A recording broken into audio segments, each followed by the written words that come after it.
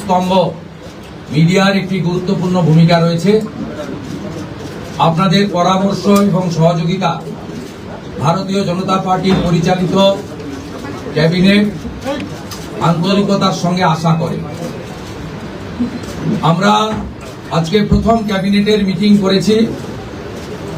আমার সাথে মন্ত্রিসভায় যারা যোগদান করেছিলেন 5 জন আমার অত্যন্ত গুরুত্বপূর্ণ সতীর্থ, সম্মানীয় দিলীপ ঘোষ মহোদয়, সম্মানীয় অগ্নিমিত্রা পাল, সম্মানীয় অশোক কীর্তনিয়া, সম্মানীয় ক্ষুদিরাম টুডু, সম্মানীয় নিশীথ প্রামাণিক, তারা আজকের এই ক্যাবিনেটে গুরুত্বপূর্ণ ক্যাবিনেটে অংশগ্রহণ করেছে। এর বাইরেও মুখ্য সচিবের নিয়ন্ত্রণে সরকারি আধিকারিকরা এবং মুখ্যমন্ত্রীর দপ্তরের উপদেষ্টা সহ অন্যান্যরা ক্যাবিনেটে আমাদের সহযোগিতা করেছেন। আমি গোটা রাজ্যের মানুষকে ডক্টর শ্যামাপ্রসাদ মুখার্জির এই পশ্চিমবঙ্গ ভূমি আপনারা যে গুরুদায়িত্ব আমাদের কাঁধে তুলে দিয়েছেন, মাননীয় প্রধানমন্ত্রী নরেন্দ্র মোদীজির মার্গদর্শনে এই ক্যাবিনেট সুশাসন, সুরক্ষা এবং ডবল ইঞ্জিন সরকারের যে চলার পথ রয়েছে, যা অন্যান্য 20টি রাজ্যে চলছে, সেই পথে অগ্রসর হবে।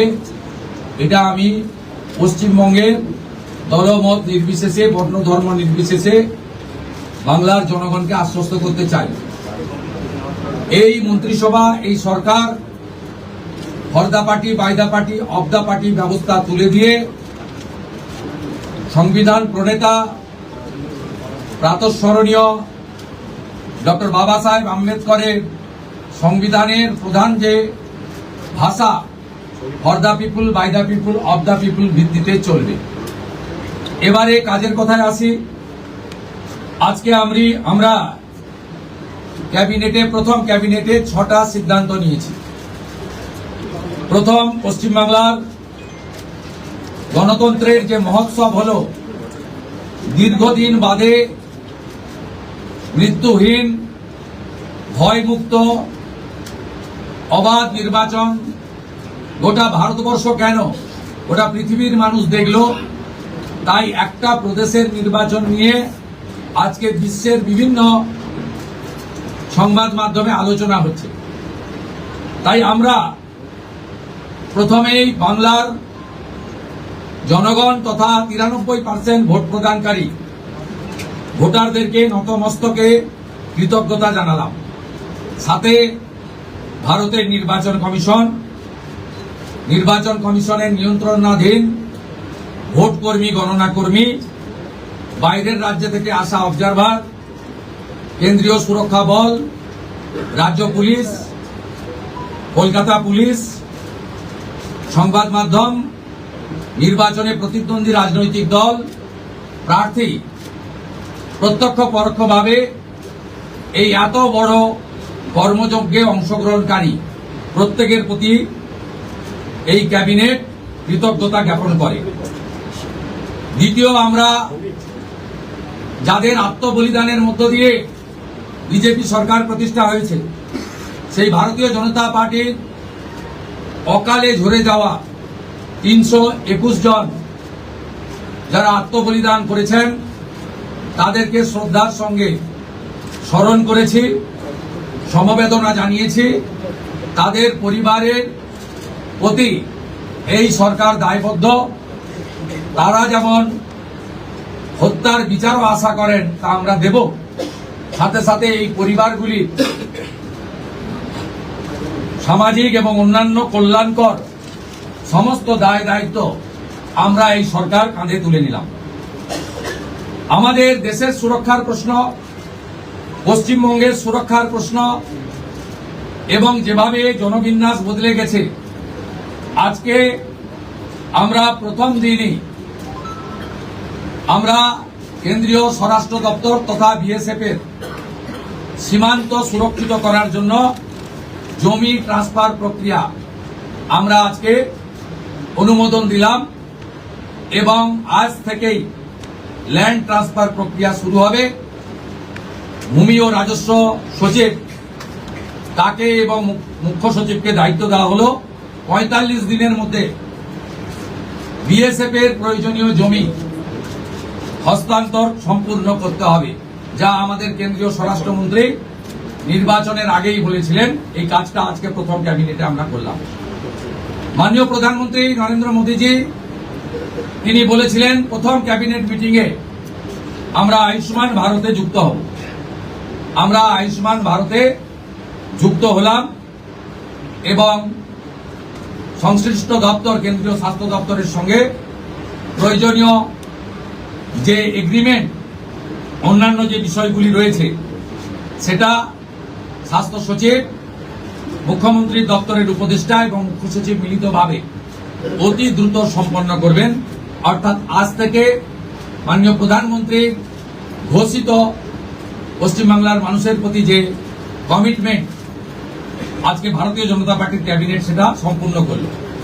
এর সাথে সাথে প্রধানমন্ত্রী জন আরোগ্য যোজনা, প্রধানমন্ত্রী ফসল বীমা যোজনা ক্রপ ইন্স্যুরেন্স, প্রধানমন্ত্রী স্কুলস ফর রাইজিং ইন্ডিয়া পিএমশ্রী, প্রধানমন্ত্রী বিশ্বকর্মা, বেটি বাঁচাও বেটি পড়াও, প্রধানমন্ত্রী উজালা যোজনা 3.0 এবং অন্যান্য কেন্দ্রীয় স্কিম বা সেন্ট্রাল গভর্নমেন্ট স্পন্সর স্কিম আমরা যুক্ত হওয়ার সিদ্ধান্ত নিলাম। বিশ্বকর্মা যোজনায় আমাদের যারা বিশ্বকর্মা আছেন, হাতের কাজ করেন, আমাদের কামার কুমোর থেকে কুম্ভকার, স্বর্ণকার থেকে মালাকার থেকে তাঁতি থেকে নাপিত থেকে সবাই যারা 8,65,000 আবেদন করে রেখেছিলেন, আগের সরকার যাদের আবেদন জেলা শাসকদেরকে দিয়ে কেন্দ্রের এমএসএমই দপ্তরে পাঠাতে দেননি, আমরা দ্রুত ওই 8,65,000 পিটিশনকে পাঠানোর ব্যবস্থা নিলাম। আপনারা জানেন পশ্চিমবঙ্গে 11 কোটি মা বোন দিদি উজালা 1-2 তে বেনিফিটেড হচ্ছেন ভারতবর্ষে। পশ্চিমবঙ্গে এই 11 কোটির মধ্যে 1,29,00,000 পান, সবচেয়ে হাইয়েস্ট। 400 টাকা কম মূল্যে তারা গ্যাস ক্রয় করেন। প্রধানমন্ত্রী আরো 75 লক্ষ দেশে চালু করেছিলেন এবং বাংলার জন্য কোটা ছিল 15 লক্ষ। গ্রাহক বিতরণ কেন্দ্রে হাজার হাজার দরখাস্ত পড়ে থাকা সত্ত্বেও শুধু রাজনৈতিক কারণে এই পিটিশনগুলো ডিএমরা সংশ্লিষ্ট দপ্তরে কেন্দ্রীয় সরকারের কাছে পাঠায়নি। তাই আমাদের মা বোন দিদিরা বঞ্চিত হচ্ছিলেন। আমরা গ্রাহক বিতরণ কেন্দ্রে পড়ে থাকা সমস্ত পিটিশন অতি দ্রুততার সঙ্গে জেলা শাসকদের সংশ্লিষ্ট কেন্দ্রীয় পেট্রোলিয়াম ডিপার্টমেন্টে পাঠিয়ে দেওয়ার নির্দেশ দিলাম। এর ফলে উজালা যোজনা 3 তাতে পশ্চিমবঙ্গের আরো কয়েক লক্ষ মা বোন দিদি যুক্ত হওয়ার সুযোগ পেলেন। আমাদের পঞ্চম সিদ্ধান্ত, এতদিন পর্যন্ত পশ্চিমবঙ্গে national cadre is IPS, Paschimbanga cadre WBCS WBPS এদের কোন কেন্দ্রীয় সরকারের ট্রেনিং এ কেউ যুক্ত হতেন না। এটা মুখ্যমন্ত্রীর অলিখিত নির্দেশ ছিল, আগের মুখ্যমন্ত্রী, বিদায়ী মুখ্যমন্ত্রী, প্রাক্তন মুখ্যমন্ত্রী। আমরা আজকে এই বিষয়ে চিফ সেক্রেটারিকে অন্য রাজ্যের যে নিয়ম আছে সেই নিয়ম ফলো করার জন্য আমরা তাকে এম্পাওয়ার করলাম, দায়িত্ব দিলাম। সাথে সাথে শুনলে অবাক হয়ে যাবেন, বিএনএস ভারতীয় ন্যায় সংহিতা, যা মাননীয় প্রধানমন্ত্রী নরেন্দ্র মোদীজির নেতৃত্বে কেন্দ্রীয় স্বরাষ্ট্রমন্ত্রী মাননীয় অমিত শাহজি পার্লামেন্টে দুটো কক্ষে অনেক আগে অনুমোদন করেছেন, রাষ্ট্রপতি মহোদয়ের সই হয়েছে, রুল হয়ে গেছে। আমরা আশ্চর্য হয়ে গেছি যে এখানে বিএনএস কার্যকর করা হয়নি, অর্থাৎ অত্যন্ত অবৈধভাবে সংবিধানকে বৃদ্ধাঙ্গুষ্ঠ দেখিয়ে আগের সিআরপিসি আইপিসি চলছিল। আজ থেকে বিএনএস এ যুক্ত হলো পশ্চিমবঙ্গ সংবিধান মেনে। আগের সিআরপিসি আইপিসি এই আইন আর থাকলো না। ভারতীয় ন্যায় সংহিতাতে আমাদের আজ থেকে কাজ শুরু হলো। এরও ছাড়পত্র ক্যাবিনেটের প্রথম দিলেন।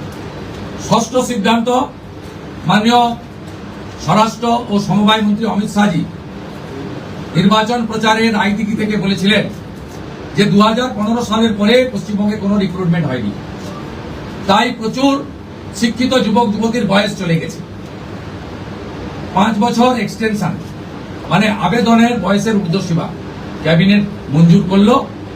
এটাও আজকে আমরা করলাম। আজকে এই ক্যাবিনেট সিদ্ধান্তগুলো আমরা নিয়েছি। আমাদের আরো বেশ কিছু কমিটমেন্ট রয়েছে, যেগুলো ইতিমধ্যে আপনারা জানেন। আমরা পরবর্তী সোমবার আবার একটি ক্যাবিনেট মিটিং করব।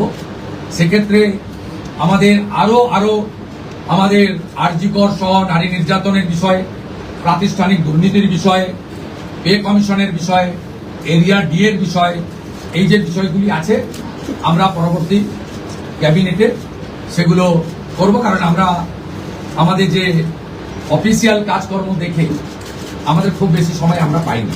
আজকে প্রথম কাজের দিন সরকার গঠন হওয়ার পরে আপাতত যে কাগজগুলো রেডি ছিল তার উপরে ক্যাবিনেট আমরা এই সিদ্ধান্তগুলো নিয়েছি, কার্যকর হবে। আপনাদের মধ্যে বাংলার গণদেবতা জনতা জনার্দনকে বিএসএফকে কত আমাদের ক্যাবিনেটে মাননীয় মুখ্যমন্ত্রী প্রয়োজন হলে নিশ্চয়ই সাংবাদিকদের সঙ্গে কথাবার্তা বলবে, প্রশ্ন উত্তরেও অংশগ্রহণ করবে, কিন্তু সেটা প্রয়োজন ভিত্তিক। ক্যাবিনেট ব্রিফিং নেক্সট ক্যাবিনেট থেকে মাননীয় সিনিয়র মিনিস্টার দিলীপ ঘোষ এবং মাননীয় সেকেন্ড টাইম এমএলএ তথা মন্ত্রী অগ্নিমিত্রা পাল মহোদয় ব্রিফ করবেন পরের সপ্তাহ থেকে। দুজন মিলে করবে, একই পয়েন্টে করবেন, নিজেরা করে আমি জনস্বার্থে একটি গুরুত্বপূর্ণ তথ্য দেব যে কিভাবে পশ্চিমবঙ্গে যে সরকারকে মানুষ রিজেক্ট করেছে, ক্ষতি করে দিয়ে গেছে। অনেক কিছু পাবেন পরপর। 16ই জুন 2025 ভারত সরকারের পক্ষ থেকে জনগণনার জন্য office of registrar general of India, ministry of home affairs তারা পাঠিয়েছিলেন। জুন মাসে 2025 আজকে প্রায় 1 বছর হতে যায়, 11 মাস অতিক্রান্ত। পশ্চিমবঙ্গ সরকার এই ফাইল ফেলে রেখেছিল এবং এগুলো এক্ষুনি পাবলিক ডোমেনে আনার বিষয় নয়, কিন্তু যে তথ্য আমাদের এই হাতে আছে, যে লিখিত তথ্য আছে, তাতে এরা শুধুমাত্র পশ্চিমবাংলার সঙ্গে বিশ্বাসঘাতকতা করেনি, দেশের সঙ্গে, দেশের সংবিধানের সঙ্গে বিশ্বাসঘাতকতা করেছে। এবং এদের মূল লক্ষ্যই ছিল এই জনগণনা আটকে দিয়ে মহিলা সংরক্ষণ যাতে ভারত সরকার করতে না পারে, মহিলারা যাতে বিধায়ক সাংসদ না হতে পারে, সেজন্যই এসব করে গেছে। আজকে আমরা এখনই জনগণনা সংক্রান্ত 16ই June 2025 ministry of home affairs, office of registrar general